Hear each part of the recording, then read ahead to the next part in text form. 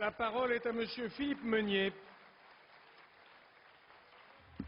Merci, Monsieur le Président. Ma question s'adresse à Nathalie Kosciusko-Morizet, secrétaire d'État auprès du ministre de l'Écologie, du Développement et de l'Aménagement durable chargé de l'écologie. Madame le ministre, un des plus beaux fleuves de France, le Rhône, est gravement touché par une pollution au PCB. Cette pollution est si grave qu'il est aujourd'hui strictement interdit de consommer le poisson pêché dans ce fleuve jusqu'à son embouchure pour des raisons sanitaires. Le 22 février 2007, une première plainte a été déposée auprès du procureur de la République de Lyon par le maire de Meyzieux pour connaître les responsables de cette pollution. Plusieurs communes se sont récemment associées à cette plainte. L'instruction de cette plainte est en cours. Madame le ministre, nous connaissons l'intérêt que vous portez à ce dossier. Vous avez demandé au service de l'État d'établir une cartographie complète de cette pollution au PCB de ce fleuve. Avec un certain nombre de maires de communes riveraines du Rhône, vous nous avez reçus le 24 juillet dernier pour nous communiquer les premiers résultats de ces analyses. Pouvez-vous aujourd'hui informer la représentation nationale du niveau de pollution au PCB du Rhône, des conséquences sanitaires de cette pollution, ainsi que des mesures complémentaires que vous comptez prendre? Je vous remercie. Merci. La parole est à Madame la secrétaire d'État chargée de l'écologie.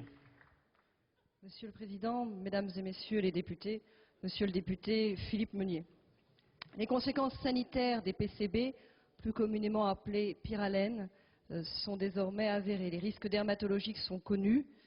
On soupçonne aussi des risques cancérigènes et des risques cardiovasculaires en cas d'exposition chronique.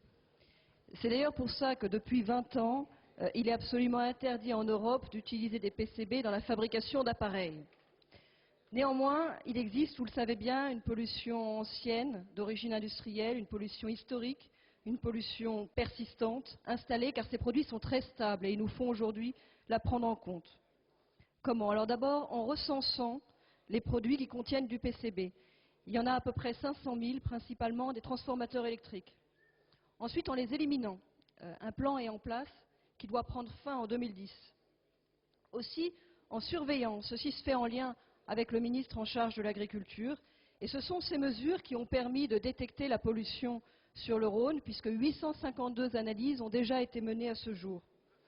Et puis enfin, en prenant des mesures d'interdiction de consommation, vous en savez quelque chose, chaque fois que les seuils limites de concentration des PCB dépassent les normes en vigueur, c'est ce qui explique les mesures qui ont été prises sur le Rhône. Mais ça n'est pas suffisant et avec Jean-Louis Borloo, sous l'autorité du Premier ministre, nous avons mis en place de nouvelles mesures.